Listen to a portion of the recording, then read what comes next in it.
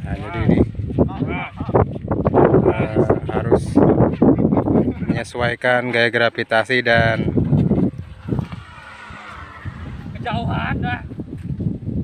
Kejauhan, jauh.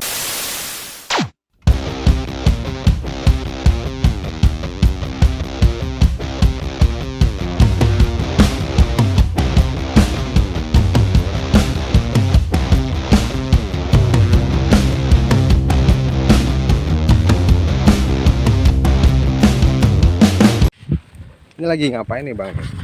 Ini kita mau cek pesawat dulu sebelum melakukan suatu penerbangan. Jadi fly safety-nya kita harus cek dulu. Pertama dari elevatornya ya. Elevator tuh ini. Nah, elevator dia fungsinya untuk menaik turunkan pesawat. Ini elevatornya. Oh gitu. Iya. Fungsinya kurang lebih sama. Sama aja kayak Pesawat Beneran. Iya. Oke. Jadi walaupun mesin ini posisi mati, elevator fungsi dan aileronnya fungsi, pesawat itu bisa landing dengan selamat. Tapi ya biarpun mesinnya engine nyala tapi elevatornya nggak berfungsi yang ini, itu susah untuk dikendalikan naik turunnya. Oh gitu. Jadi sebelum terbang ini juga ada prosedurnya ya, meskipun Ya walaupun ini aeromodeling pesawat remote control remote ya kan? control ya, tetap harus kita cek kondisi elevatornya, motor engine-nya lah. Iya. Terus aileronnya itu harus dicek semuanya. Satu unit ini berapa kira-kira nih Bang? Ya masing-masing. Kalau yang pesawat manual di bawah 2,5 juta itu sudah dengan remote. Sudah bisa, Iya, bisa. Oh gitu. dengan remote-nya. Mungkin bisa jadi pakai yang pesawat mini itu lebih murah. Lebih murah. Untuk pemula lah ya kan? Ya untuk pemula. Kalau yang ini kan yang otomatis punya ya. Nah, Kalau ini yang otomatis. Ini gerakannya dia otomatis. Nah, ada sensor gyronya ya, ada gyronya dia. Kalau miring, nah ini kalau miring ini dia jalan sendiri. Nah, ini up down-nya itu. Kalau dia turun, dia responnya untuk menaikkan. Kayak gitu. Jadi bisa stabil di udara ya kan? Ya. Kalau misalkan ada angin kencang dia bisa stabil. Ya, Gitu. kena angin kencang pun nggak masalah. Tapi kemungkinan lajunya jadi speednya jadi berkurang. Oke. Nah ini kita mau rencana penerbangan kita ini misinya untuk apa? Jadi sekarang kita pakai pesawat kita ini untuk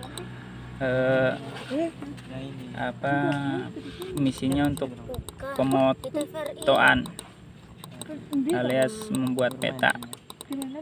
Oh berarti ngukur tanah nggak perlu jalan nih semak-semak lagi nih, pakai ini aja langsung ya kan? Enggak. Jadi lebih efisien. Iya kan, lebih efisien itu. Tuh bayangin kalau sekali terbang 1000 hektar.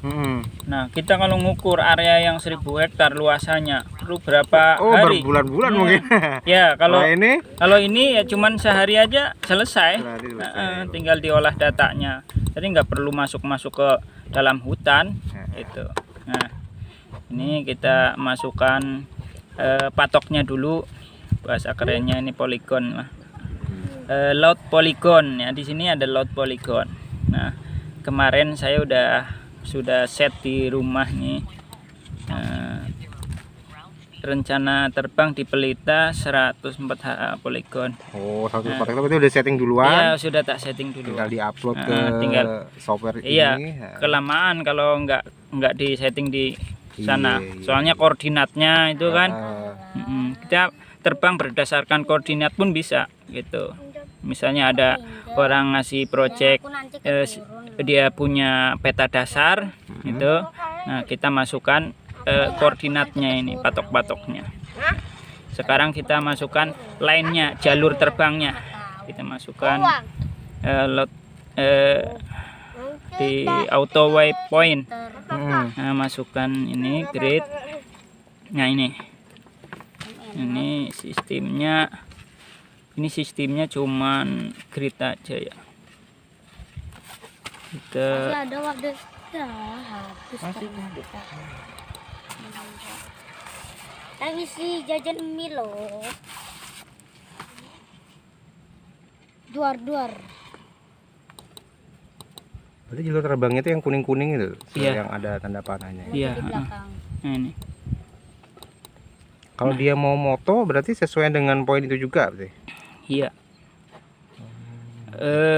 Sudah ada kalau kita masukkan intervalnya nah. Kalau enggak ya kayak gini interval fotonya nah. Nah, Iya. ya. Jadi ini kita akan memfoto dengan area 100 HA. Gitu ya. Kita gunakan take off-nya itu di sini tanpa take off. Use pin kita menggunakan kecepatan tuh 12 meter per detik ya. Kecepatannya. Oh, berarti bukan pakai knot ini. Iya. Kok Bukan pakai knot. Meter per detik. Oke, kalau kita rubah bisa, cuman kan bahasa saya masih lebih enak yang Pakai meter per meter, detik ya, ya. MPS. Bener-bener. Oke. Lebih mudah dipahami juga gitu. Ya. Berarti kalau 1 detiknya 12 meter kencang berarti ini. Ya tinggal dikonversikan aja jadi kilometer. Kita write dulu, kita tulis dulu, habis itu kita baca. Setelah itu kita baca. Oke, setelah selesai kita buka flag datanya, flag data yang ada di pesawatnya ya. Kita buka. Sekarang sudah ada apa belum flag datanya? Nah, sudah muncul ya. Berarti kalau sudah muncul, ini sudah dia sudah menerima perintah dari kita. Iya. Misi kita tuh dia udah nerima. Berarti ditransfer ke situ Ke sini. melalui data ini telemetri. Oh, telemetrinya ke sini. Berarti ini udah nyimpan data Ya. sesuai dengan perintah Iya. kita yang ada di autopilot ini. Iya. Oh. Nah dulu, ini kembalikan ke flag data. Flag data. Ya. Dan bahkan ini ya, Mas, bahkan pesawat yang ini nih, dia punya data flagnya, namanya ya kalau di bahasa kerennya di pesawat itu black box ya. Wih, dia ada. Ada black box-nya. Jadi nanti kalau sudah selesai penerbangan, nanti bisa dibaca ketinggiannya berapa, kemiringannya pun bisa dibaca gitu loh. Dari pemakaian baterainya juga bisa dibaca, itu ketinggian, terus kecepatan pun ada di situ. Jadi kalau misalkan ada terjadi Iya. misalkan insiden atau misalnya ketahuan dibaca dari Ketahuan situ. apa masalahnya Oh, gitu. Ya sama seperti pesawat yang komersil, ada data data penerbangannya itu ada tersimpan gitu. Walaupun dia jatuh, kasarannya hancur, di situ yang penting masih ada memorinya. Nah, memorinya diambil, dibaca di komputer, jadi bisa ketahuan penyebab jatuhnya itu apa. Oh, canggih. Kiri kanannya, cek. Kiri. Nah, kanan. Nah, naik, turun. Oke. Cek. Ya. Oke, siap. Sekarang kita tes terbangnya dengan pilotnya siapa? Adin.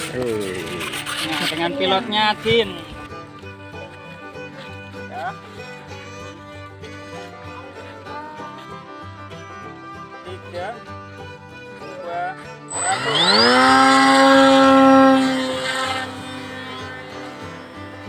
Pelan naiknya. Kenapa? Kenapa kamu?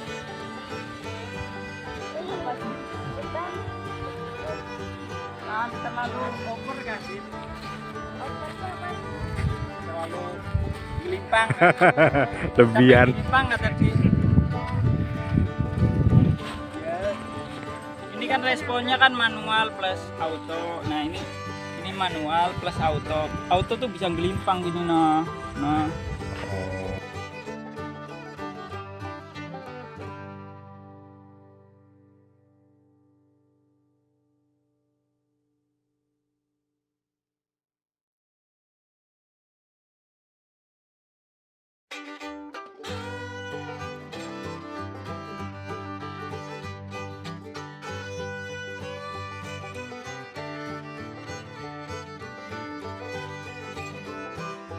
Oke, ini pesawat UAV tadi kawan-kawan siap landing ya, udah jam 10.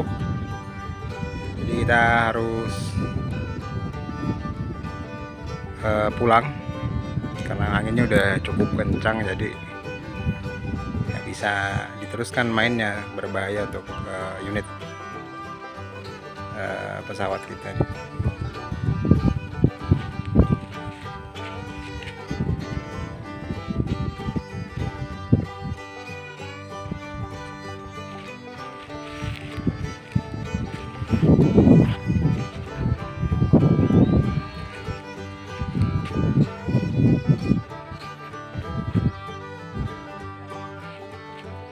Nah, jadi ini harus menyesuaikan gaya gravitasi dan Kejauhan dah. Jauhan. angin. Eh.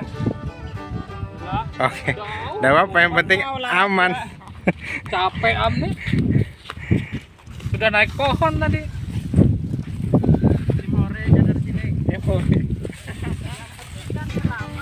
Nanti selamat. Oke, jadi beginilah cara landingnya ya. Kita nggak bisa langsung landing vertikal, jadi mesti beberapa derajat lah kayak gitu. Jangan nggak bisa langsung, dia pasti crash kalau langsung. Jadi ini pelan-pelan memposisikan sampai ke semak-semak tuh. Dulunya itu ada parasutnya Pak ya. Dulu ada parasutnya. Tapi sekarang enggak, karena kalau pakai parasut dibuka di sini ya Mbak, bisa nyangkut ke pohon. Nah,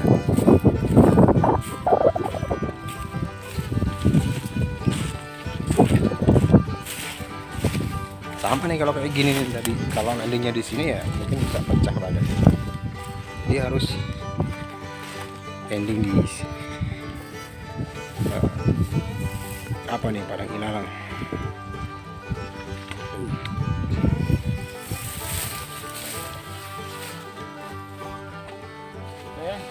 Misi sudah Selesai.